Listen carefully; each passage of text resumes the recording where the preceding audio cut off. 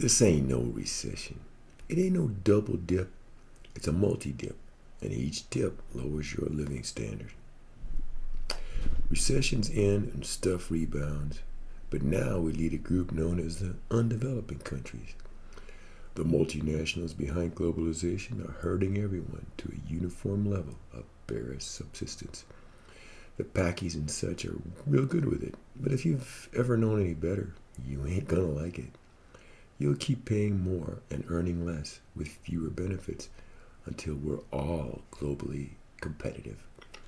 This ain't no recession. This here is a permanent fall from the artificial economic grace we once knew. And all the politicians demanding God bless America after every speech ain't gonna change it one bit.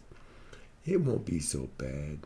Your kids have already adjusted their expectations by becoming mumbling slackers. We can probably start a patronage system for plum government jobs like they used to have in India. But be careful of going in debt for overpriced education with the real prospect of never finding a job. Drop the cherished myth that your kids' futures are always brighter than your own. It just ain't so, bud. Get ready to take on a real tax burden and simply forget about them promised entitlement programs. Just save some memories of the good old days for your grandkids. They'll know that you finally lost it. We'll read of a ponzi 3% GDP growth rate, but it'll be swallowed by deliberately underestimated inflation. Get used to falling bridges, unstable power grids, and a degrading environment. It's all we can afford.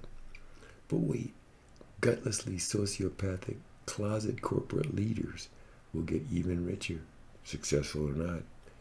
For this ain't even a depression. It's just the new normal. Work more, get less, pay more, die younger. Forget about cruise vacations, new cars, full mansions, and such treats. That's so like 20th century. Deal with it. You're downsized permanently. You got no savings, and your Medicare is going away. This ain't no recession, but rather living the new reality of being undeveloping former first worlders. Them greedy foreigners ain't gonna finance your home equity loans and credit cards no more. No, sir. Aren't no jump starts, quick fixes, or quick starts gonna get you a job or stop the middle class shrinking. You can safely default on all your loans and cards because you ain't gonna get no more credit anyway. You'll laugh at the crap about finance, real estate, and consumers spending being the engines of our prosperity. Look, we won't tax and spend or budget slash and deregulate our way from under this just decay. Oh, and don't get any attitude or you'll be quickly culled from the hundreds of applicants per bad job. But don't worry, they won't stop subsidizing the creation of your diabetes, hypertension, and heart disease. And they'll keep making the jobs worse so you won't take them. But their disposable illegales sure will. This ain't no business cycle. The good jobs ain't coming back. And that's Alabama, not whatever stand on TV. But you can still pledge your fictional soul as collateral in their imaginary paradise for nothing scam. The population's too large and cheap resources are too depleted to power more extractive prosperity. This decaying and antiquated infrastructure is still good enough for any rapidly undeveloping economy.